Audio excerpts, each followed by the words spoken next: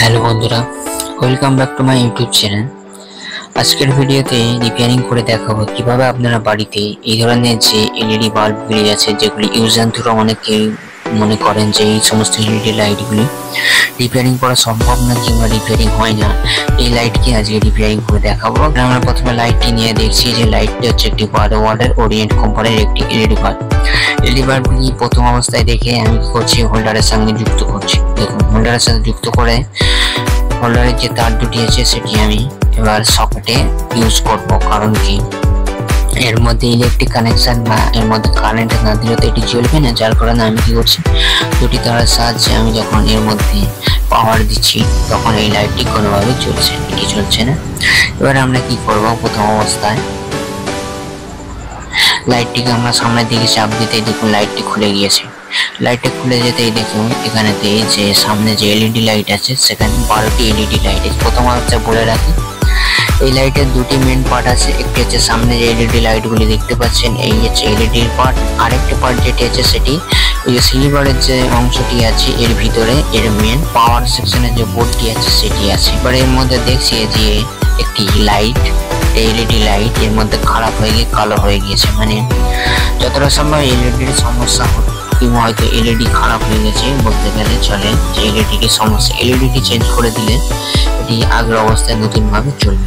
সেই জন্য আমি কি করছি, যে সোল্ডারিং আয়রনের সাহায্যে খুব ভালোভাবে সাবধানতার সহিত এবার আমরা এই যে দুটি যে তারের কানেকশন আছে প্লাস এবং মাইনাসে, সেই প্লাস এবং মাইনাসের তার দুটিকে আমরা এখান থেকে সোল্ডারিং আয়রনের সাহায্যে আমরা খুব ভালোভাবে এই তার দুটিকে এখান থেকে বাইরে বার করে নিচ্ছি, কিংবা এর সঙ্গে যে সোল্ডারিং আয়রনের যে কানেকশন আছে পিভিসির সাথে কিংবা এই সার্কিট বোর্ডের সাথে, সার্কিট থেকে আমরা কানেকশনগুলি বিচ্ছিন্ন করে নিচ্ছি। কারণ কি, নতুন সার্কিটে আমরা যখন এই এলইডিতে আমরা ব্যবহার করব তখন এই দুটি হচ্ছে সার্কিট বোর্ডের প্লাস এবং মাইনাস তার হিসাবে ব্যবহার করব। যার কারণে আমরা কি করছি, তারের যে কানেকশন আছে তারের কানেকশনগুলি এর মধ্যে দিয়ে বার করে নিচ্ছি।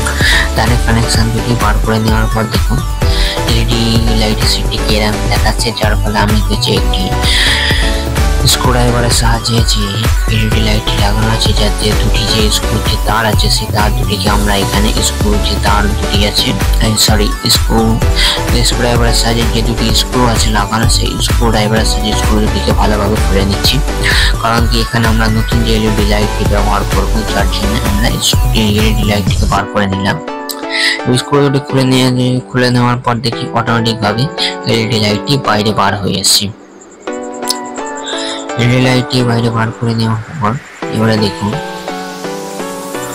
আমরা প্রথম অবস্থায় আমার কাছে বড় বড় এলইডি নেই, যার কারণে আপনাদেরকে চেক করানোর জন্য আপনার কাছে এই ধরনের একটি যদি নর্মাল এলইডি থাকে আপনারা ভালোভাবে চেক করতে পারবেন, যে কিংবা হয়তো বুঝতে পারবেন যে কোন অংশটা খারাপ আছে, লাইটটি খারাপ আছে, সার্কিটটি খারাপ আছে, এর সার্কিট বোর্ডটা খারাপ আছে। যার কারণে আমি নর্মাল এলইডির সাথে কি করছি, যে প্লাস এবং মাইনাস তারের যে দুটি কানেকশন আছে সেই দুটি কানেকশনকে একসাথে লাগিয়ে নিচ্ছি। কারণ কি, এর সাহায্যে আপনি যখন এর মধ্যে দিয়ে ইলেকট্রিক কিংবা হয়তো হোল্ডারের মধ্যে লাগিয়ে ইউজ করবেন তখন যদি লাইটটি জ্বলে ওঠে তাহলে বুঝতে পারবেন যে এই 12 ওয়াটের যে সার্কিট বোর্ডের যে এলইডি লাইটটি ছিল সেটি নষ্ট হয়ে গিয়েছে। এবং যদি পরবর্তীতে এই লাইটটি না জ্বলে তাহলে মনে বুঝতে পারবেন যে পাওয়ার সেকশন অর্থাৎ সার্কিট বোর্ডটাও নষ্ট হয়ে গেছে। আমরা এর মধ্যে কারেন্ট যে হোল্ডারের সঙ্গে যুক্ত করেছি এবং দুটি তার আছে, সেটি আমরা এসি সাপ্লাই দিতেই দেখুন লাইটটি জ্বলে উঠছে। মানে এর মেন সমস্যা হচ্ছে এর লাইটটি খারাপ হয়ে গেছে, কি মানে সার্কিট বোর্ডটা একদম পুরোপুরি ভাবে ভালো আছে। যার কারণে আমরা কি করছি, এই নর্মাল এলইডি থেকে আমরা তার দুটি বিচ্ছিন্ন করে নিচ্ছি। সোল্ডারিং আয়রনের সাহায্যে বিচ্ছিন্ন করে নেওয়ার পর এবার আমরা 12 ওয়াটের একটি এলইডি লাইটের সার্কিট নিয়ে এসেছি। এই এলইডি লাইটের সার্কিটের সিট নিয়ে এসেছি। এই সিটে দেখুন দুটি কানেকশন আছে এবং এটি আলাদা সিট বলে এর স্ক্রু দুটি মিলছে না। দেখুন একটি স্ক্রু মিলছে এবং অপর দিকের স্ক্রুটি মিলছে না। যার কারণে আমরা কি করব, যে অপর দিকের স্ক্রুটি মিলছে না তো এটি ভালোভাবে লাগানোর জন্য আমরা এখানে একটি দাগ দিয়ে নিচ্ছি মার্কা দিয়ে।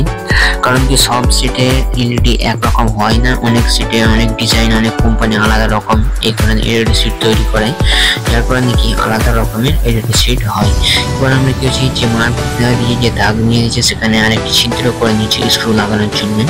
এবার আমরা কি করব, যে 12 ওয়াটের যে এলইডি সিটি আছে এর যে দুই প্রান্তে প্লাস এবং মাইনাসেতে সোল্ডারিং আয়রনের যে রাংটা ইউজ করেছে ওই রাংটিকে অনেক কমা দামি রাং ইউজ করে, যার ফলে আমরা কি করব, ভালো একটি রাং এখানে ইউজ করছি ভালোভাবে যেন সোল্ডারিং করতে পারি প্রথম অবস্থায়। দুটি প্রান্তে প্লাস এবং মাইনাসের রাং দুটিকে একটু নড়াচড়া দিতেই দেখুন রাং দুটি ভালো পরিষ্কার হয়ে গিয়েছে। পরিষ্কার হয়ে যাওয়ার পরে আমরা কি করছি, যে সোল্ডারিং এবার আমরা কি এলইডি সিটটিকে ভালোভাবে এখানে বসিয়ে দেখে নিচ্ছি যে সমস্ত ফুটো স্ক্রু ফুটোগুলি ঠিকভাবে মিলছে কিনা। মিলছে এমন অবস্থায় দেখে আমরা কি করছি, যে এলইডির যে পেছনের দিকটা ওটা হিটসিং এরিয়াটা সেখানে আমরা এলইডি হিটসিং পেস্ট ইউজ করছি। কারণ কি পেস্ট ইউজ করলে এলইডি যত দ্রুত সম্ভব ঠান্ডা হয়ে যেতে সাহায্য করে এই ধরনের পেস্টগুলি, যার ফলে আমরা কি করবো, এই পেস্টটি আমরা যে এলইডি টির উপরের অংশ আমরা লাগিয়ে দিচ্ছি এবং লাইটের উপরের অংশ ভালোভাবে লাগিয়ে নিচ্ছি।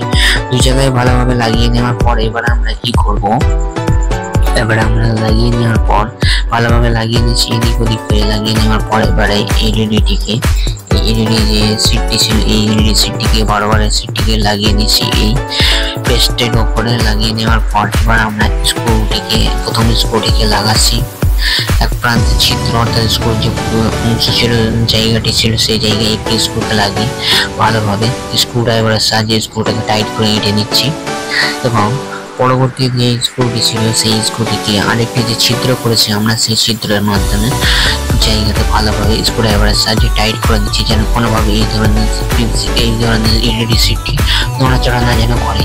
এই সিটটি যদি নড়াচড়া করে কিংবা হয়তো ঢিলে থাকে তাহলে এই সমস্ত এলইডি খুবই তাড়াতাড়ি নষ্ট হয়ে যাবে এবং ভালোভাবে ব্যবহার করতে কিংবা যার এই লাইটটি সে ভালো বেশি দিন ব্যবহার করতে পারবে না। যার কারণে কি করছি, এটি ভালোভাবে লাগিয়ে নেওয়ার পর প্লাসটিকে প্রথমে প্লাসে যুক্ত করেছি, তারপর মাইনাসটিকে অর্থাৎ মাইনাস প্রান্তে যেখানে লেখা আছে সেখানে মাইনাসটিকে লাগিয়ে দিচ্ছি। দেখুন খুবই সহজ, আপনারা বাড়িতে তৈরি করতে পারবেন কিংবা রিপেয়ারিং করতে পারবেন এই ধরনের এলইডি সার্কিট। কোনো হেভি কিছু কাজ বলে আমার মনে হয় না, আপনারা বাড়িতে চেষ্টা করলে সবই সম্ভব কিংবা সবই করতে পারবেন এই ধরনের এলইডি বাল্বগুলিকে। এবার আমরা সামনের অংশটি অর্থাৎ লাইটের সামনে কভারটিকে লাগিয়ে নিচ্ছি। লাগিয়ে নেওয়ার পর হোল্ডারের সঙ্গে আমরা যখন যুক্ত করেছি লাইটটিকে লাইট হোল্ডারে লাগিয়ে দেওয়ার পর এবার আমরা কি হোল্ডারের যে দুটি তার আছে সেই দুটি তারকে এবার আমরা এসি কারেন্টে অর্থাৎ এসি ডাইরেক্ট কারেন্টে যখন 220-তে দিচ্ছি দেখুন লাইটটি কত সুন্দরভাবে জ্বলছে।